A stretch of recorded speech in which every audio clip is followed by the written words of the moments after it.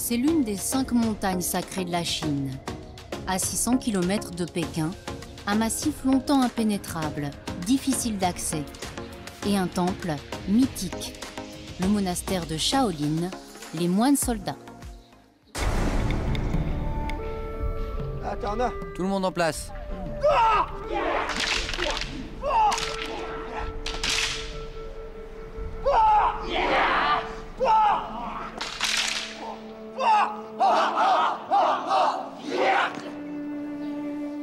Ren Liang vit dans ce monastère depuis qu'il a 7 ans. Il est aujourd'hui 3e dans la hiérarchie du temple et grand maître instructeur. Il est à peine 6 heures du matin. Comme chaque jour, l'élite répète dès l'aube ses gestes séculaires. C'est bon, vas-y. Et c'est Ren Liang qui les dirige.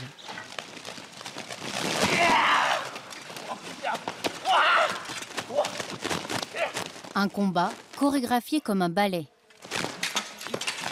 Mouvement d'attaque à l'aide d'un sabre et geste de défense avec une lourde chaîne de métal prolongée d'un harpon.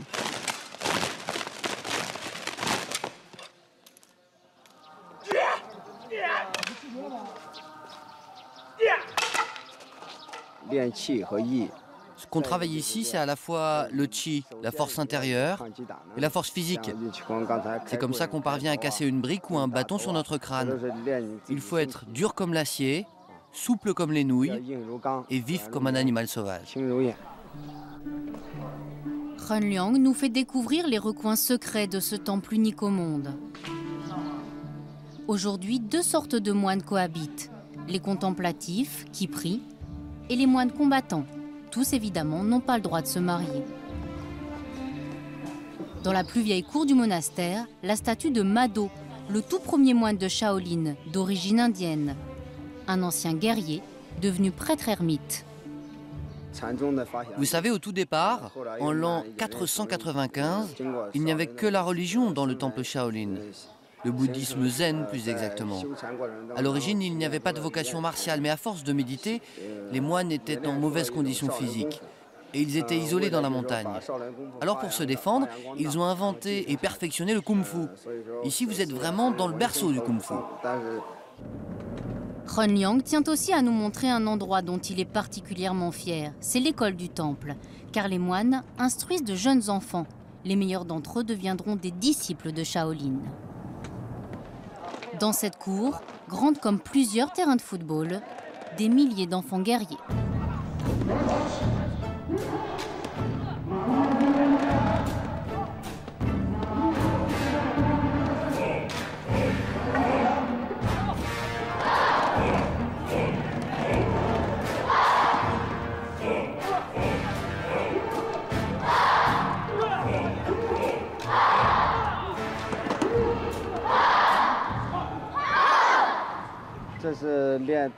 Regardez, ces enfants s'entraînent au Taolu, c'est-à-dire les toutes premières bases techniques. Pour ça, il faut commencer très jeune. Mais il faut plus de 15 ans de pratique, à raison de 9 heures par jour, pour maîtriser les enchaînements les plus acrobatiques, avec armes et cris rauques. L'objectif, imiter les techniques d'attaque et de défense des animaux dans la nature, sans jamais exposer ses points vitaux. Voici par exemple la grenouille. Ou encore le singe.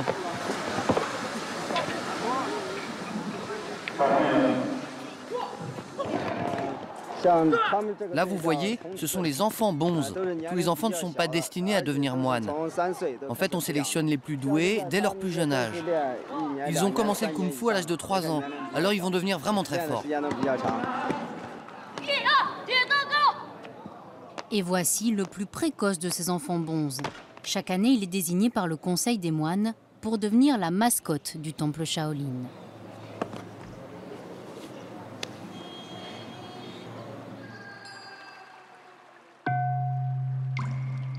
De nos jours, les disciples de Ren Liang ne font bien sûr plus la guerre. Leur savoir-faire féodal, ils l'exercent dans des spectacles artistiques, chaque soir devant le temple.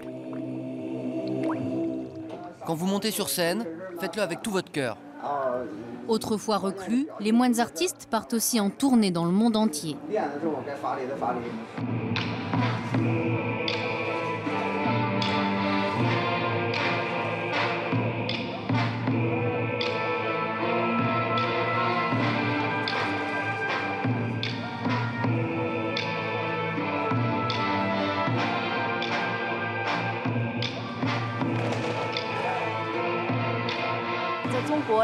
Ce temple, c'est notre héritage culturel. Si on vient en Chine, il faut absolument venir à Shaolin. Mais le kung-fu ne se limite pas au monastère. Ces dernières années, dans la ville juste à côté du temple, 80 écoles privées sont sorties de terre, comme des champignons. Elles accueillent plus de 100 000 élèves. On y apprend la marche au pas, le maniement de l'épée, à l'âge où normalement on joue aux petites voitures. Yu Mintao étudie dans l'une des plus prestigieuses Kung Fu Academy, l'école des dragons. Bonjour madame, qu'est-ce que vous venez faire ici? Je ramène le petit dans son école. Et vous, vous êtes qui? Je suis sa grand-mère.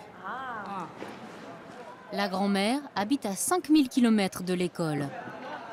Pour rendre visite à son petit-fils, elle doit faire 2 jours et 2 nuits de train. Elle ne vient donc qu'une fois par an. Yu Mintao partage un dortoir spartiate avec 8 autres enfants. Une vie à la dure, pas de matelas sur les lits et aucun jouet. Je lui ai acheté des bouteilles de lait. Des bouteilles de lait? Pourquoi? C'est bien pour sa croissance. S'entraîner au kung-fu, c'est très dur. Alors je lui achète des petits extras qui vont compléter ce qu'on lui donne ici. Regardez, il y a des biscuits aussi, et du chocolat, des petits gâteaux. Lui n'a pas le droit de sortir pour faire des achats, alors c'est moi qui lui ramène ça. La famille de Yu Mintao pense que le kung-fu forge le caractère, une école de la vie. Avant, il était indiscipliné. Il n'était pas bon à l'école, il faisait des fugues. Mais depuis qu'il est ici, il obéit et ses résultats scolaires s'améliorent. De toute façon, dans la société actuelle, les enfants passent trop de temps devant les ordinateurs. Ils vont tous dans les cafés Internet. Et nous, on ne veut pas de ça pour lui.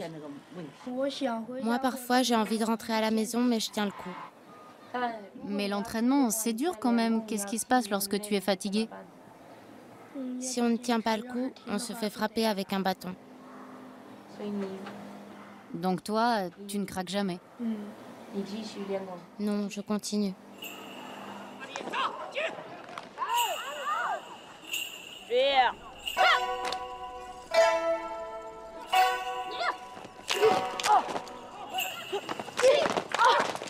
Réveil à 5h30 chaque matin pour Yu Mintao et entraînement en plein air, été comme hiver. Allez, on recommence. Tête devant. Pas le temps de prendre une douche ou un petit déjeuner. Les mots d'ordre, concentration, discipline et résistance à la douleur. C'est comme ça qu'on devient un homme à l'école des dragons.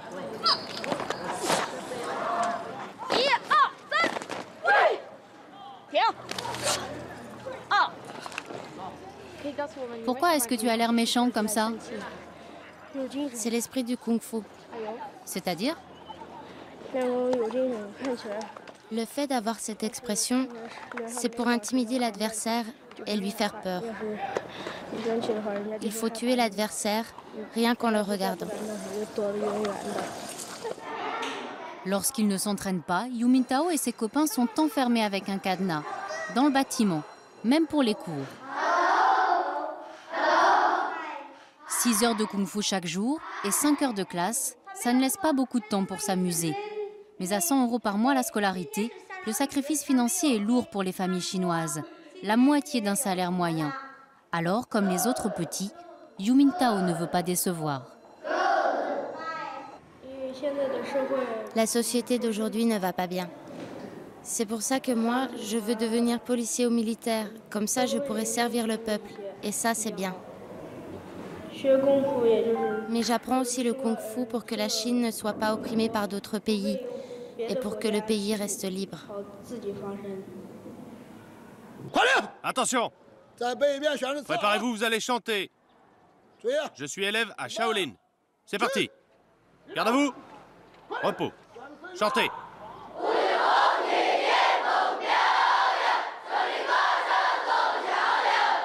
Les écoles de kung-fu sont même devenues le principal vivier de recrutement de l'armée chinoise. Il faut vous entraîner dur, c'est compris?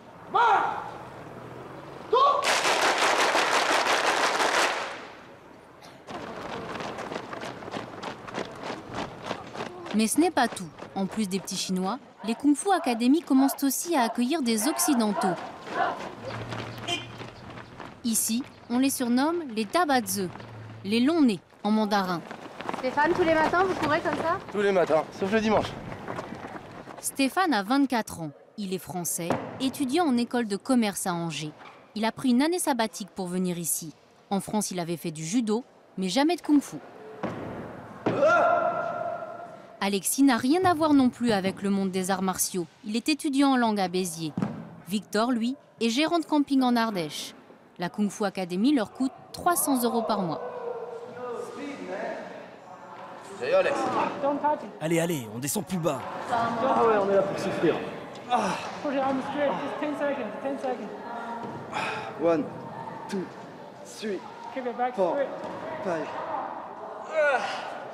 La Kung Fu Academy, pour eux, ça n'est pas pour devenir militaire.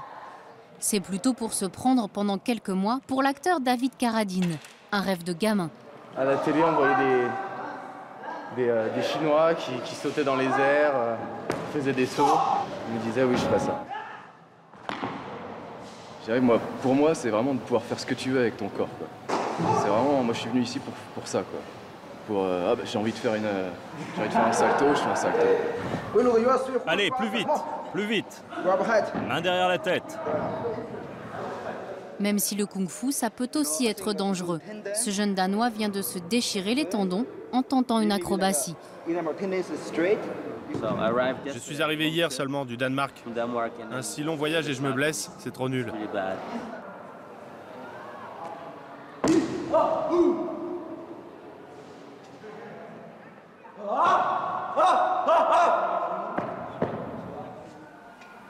En plus de l'entraînement, un zeste de spiritualité.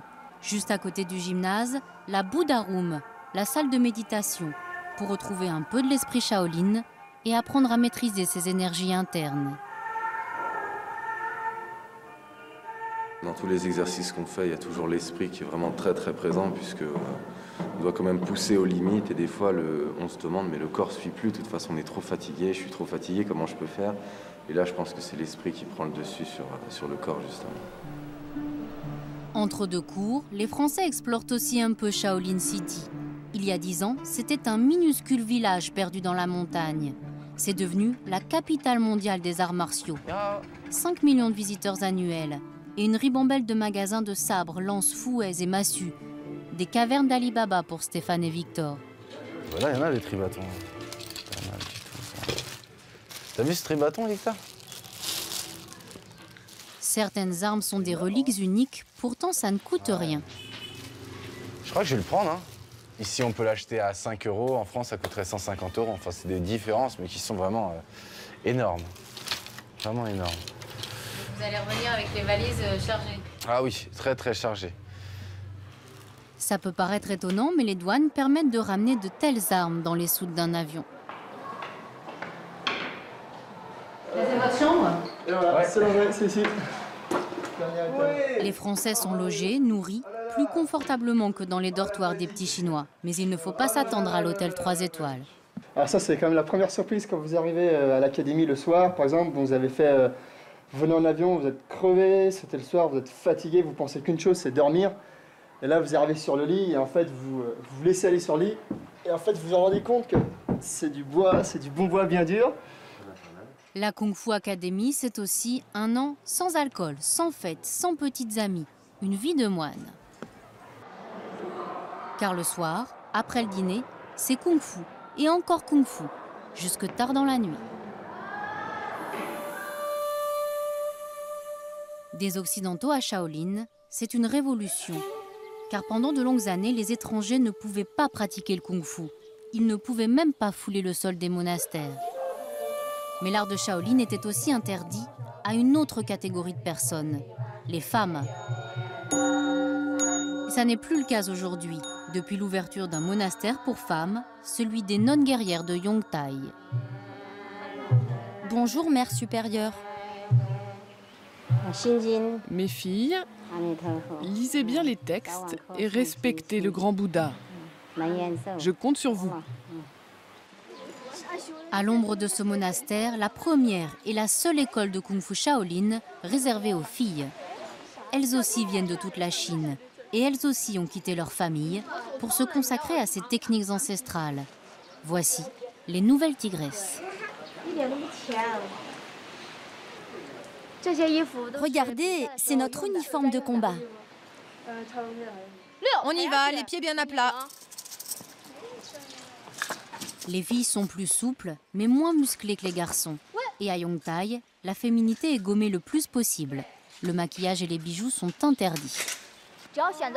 Quand on fait du kung-fu, il faut être forte et violente comme un garçon. On ne peut pas être toute molle et douillette. Mais toi, tu veux faire quoi plus tard? Entraîneur. Nous, plus tard, on veut plutôt être star de cinéma, comme Jackie Chan ou Bruce Lee. En attendant de devenir star, les petites tigresses de Yongtai seront l'an prochain en tournée en France. Le kung-fu vient d'être classé par l'UNESCO au patrimoine immatériel de l'humanité.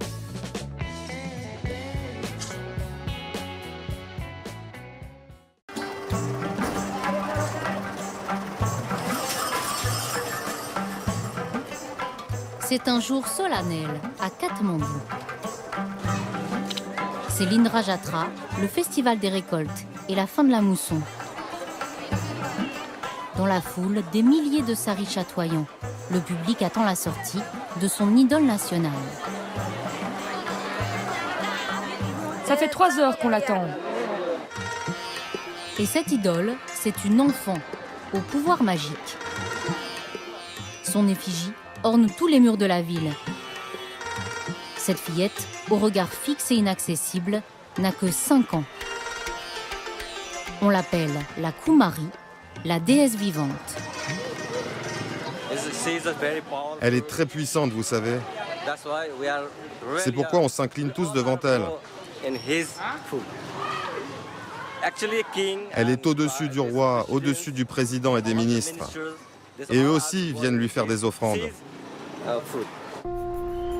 Vénérer une enfant, c'est une coutume unique au monde.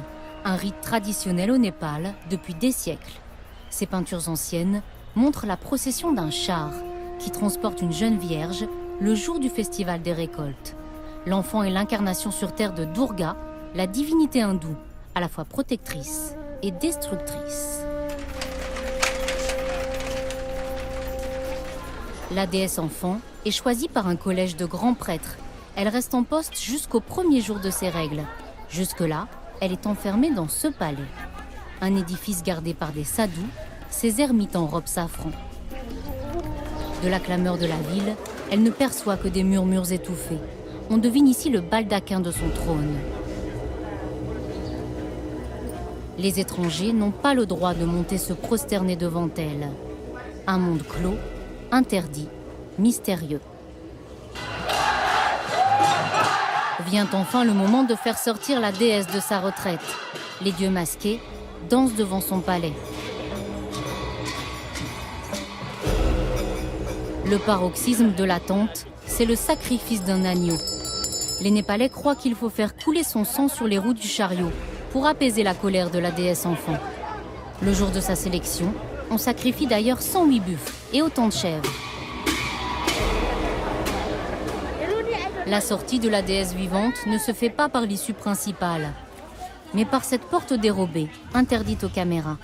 Nous sommes autorisés à filmer avec un téléphone portable. Matina apparaît enfin. Et c'est l'émeute. Une fillette de 5 ans, acclamée comme une rockstar. À ses pieds, les prêtres déroulent un tapis de soie blanche, car la Kumari ne foule jamais le sol impur du commun des mortels. Pour la choisir, les sages ont étudié son horoscope. Elle devait aussi répondre à 32 critères physiques, comme de grands yeux ronds et l'absence de cicatrices sur le corps. On va partir par là.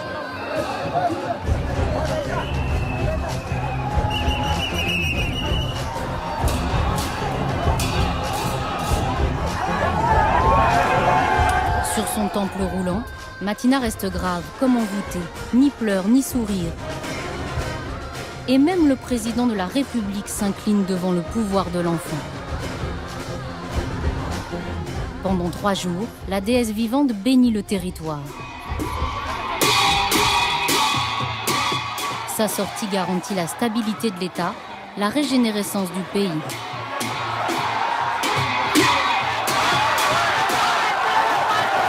C'est toujours la folie comme ça? Ah oui, c'est toujours fou. Seulement voilà, cette liesse de la population, c'est un privilège qui coûte cher. Il implique des sacrifices pour l'enfant et pour sa famille.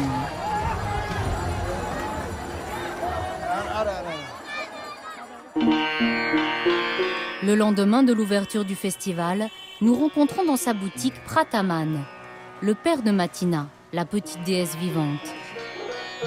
Prataman est horloger à Katmandou.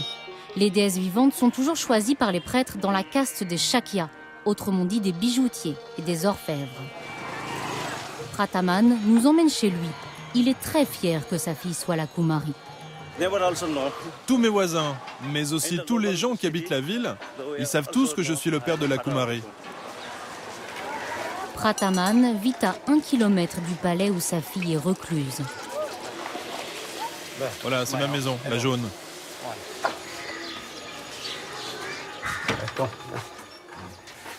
Entrez, entrez, c'est une vieille maison. Hein.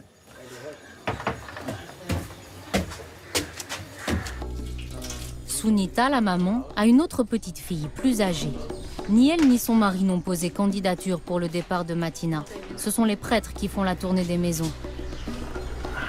Partout ici, des souvenirs de la fillette. Elle jouait avec cette balançoire. Prataman contient son émotion. C'est vous qui l'avez faite? Oui, c'est moi avec trop beau de ficelle.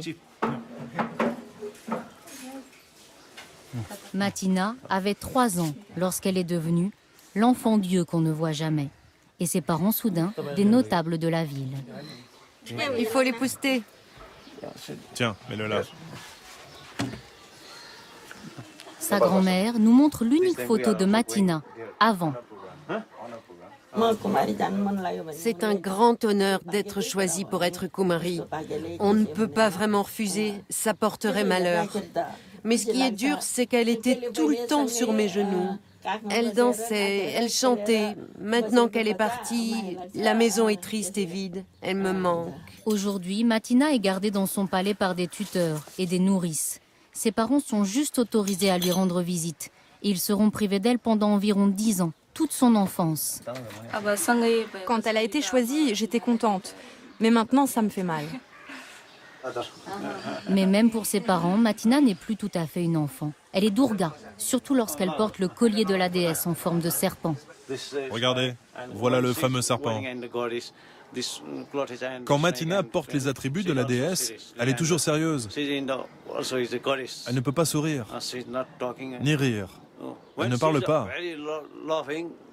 Si la déesse riait, ce serait un mauvais présage pour notre pays.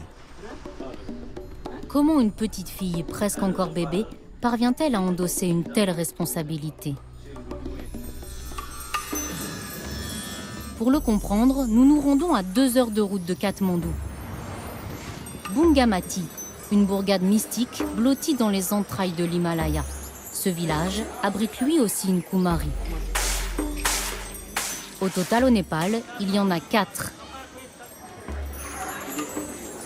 Voici donc Sophia, déesse vivante.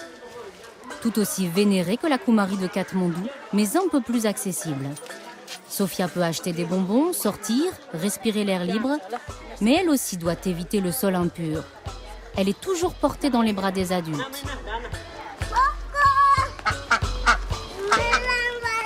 Sophia ne peut pas non plus gambader avec les autres enfants, car si elle se blesse, le sang coule et elle redevient une simple mortelle.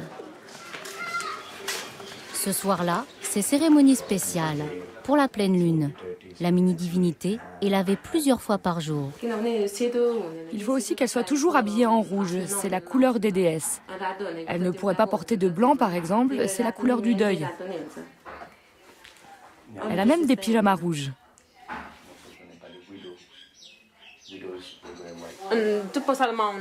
Approche. Il faut qu'on te dessine le trait noir au col. C'est pour effrayer les démons.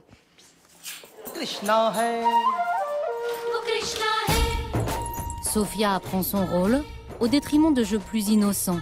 On la pare de kilos de bijoux. Et sur son visage, le maquillage qui symbolise le troisième œil, le lien avec l'au-delà.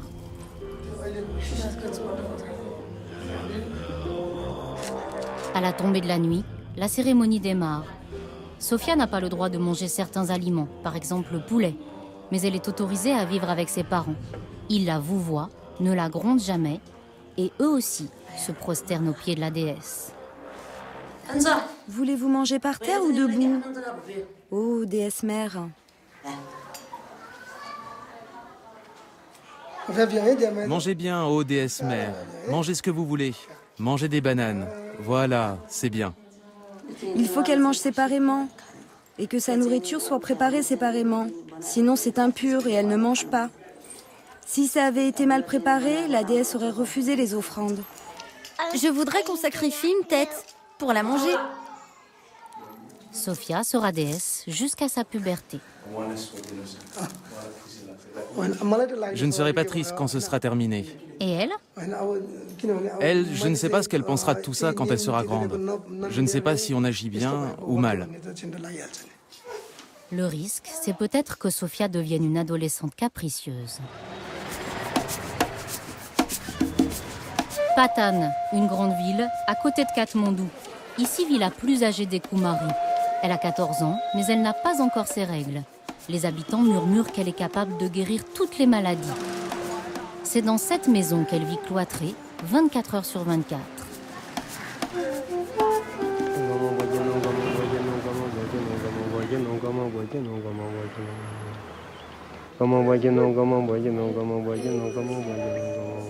Shanira accepte de nous dévoiler l'intimité de son quotidien, ses rites religieux et sa vie privée. Son existence est rythmée par ses cérémonies de culte tantrique, réservées d'ordinaire aux seuls initiés.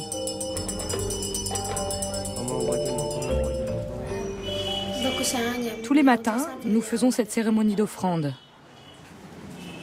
Seul contact de la déesse vivante avec le monde extérieur, les visiteurs, même des hommes d'affaires modernes viennent la voir. Personne n'a le droit de fixer son regard. Si elle pleure, cela annonce un décès. Si elle tremble ou se frotte les yeux, un séjour en prison ou une faillite. Monsieur, vous pouvez nous dire ce que vous avez souhaité?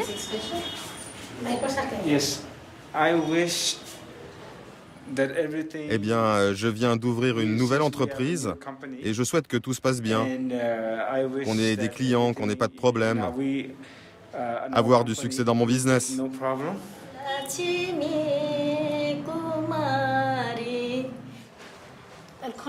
Acceptez-vous de monter là-haut pour parler? Shanira accepte de nous accorder une interview.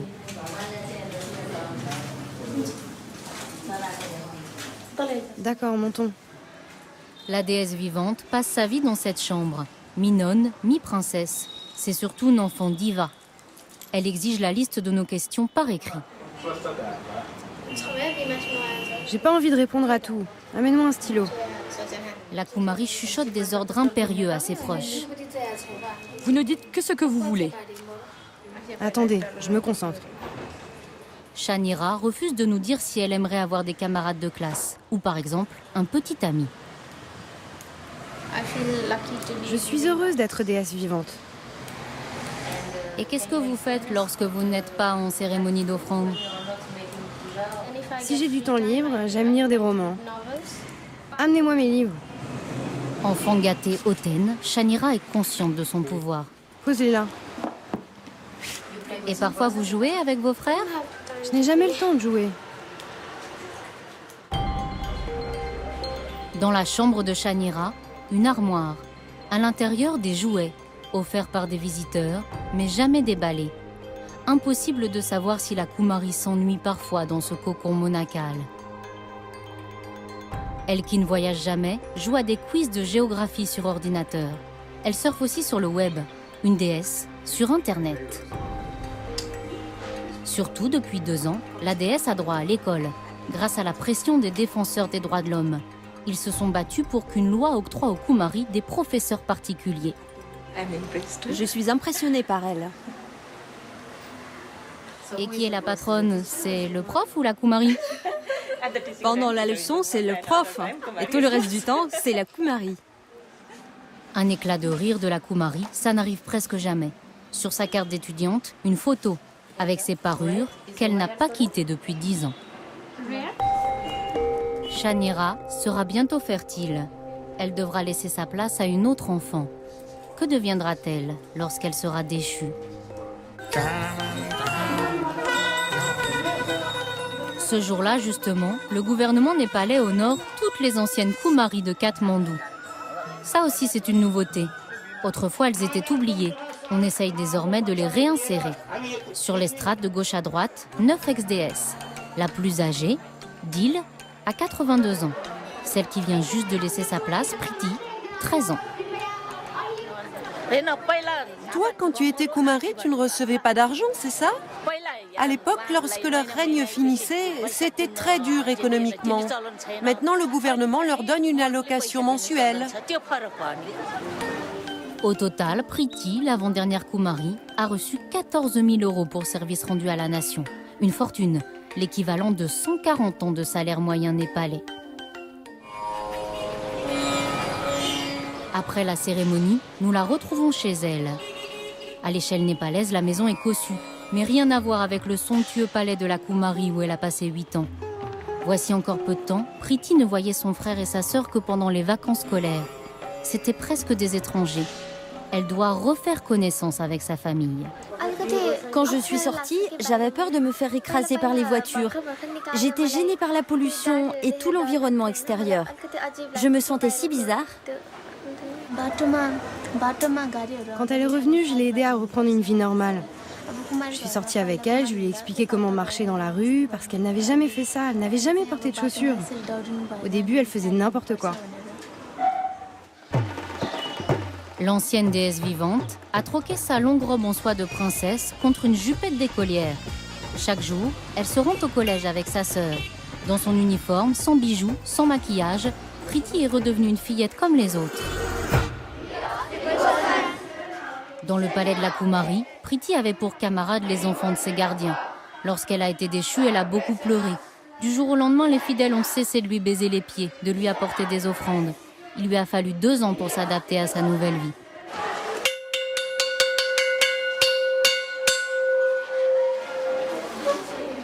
La déesse vivante n'avait que 3 heures de cours par jour dans son palais. Elle est donc très en retard sur le programme scolaire.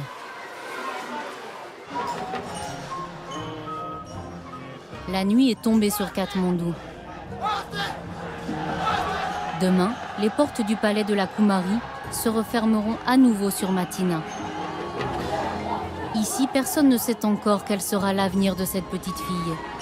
Peut-être ne trouvera-t-elle pas de mari, car une rumeur tenace prétend qu'épouser une ancienne déesse porte malheur. Les débats sont de plus en plus vifs entre détracteurs et partisans de cette tradition. De toutes ces controverses, la petite déesse ignore tout. Il est tard, et comme tous les enfants de son âge, elle s'est tout simplement endormie.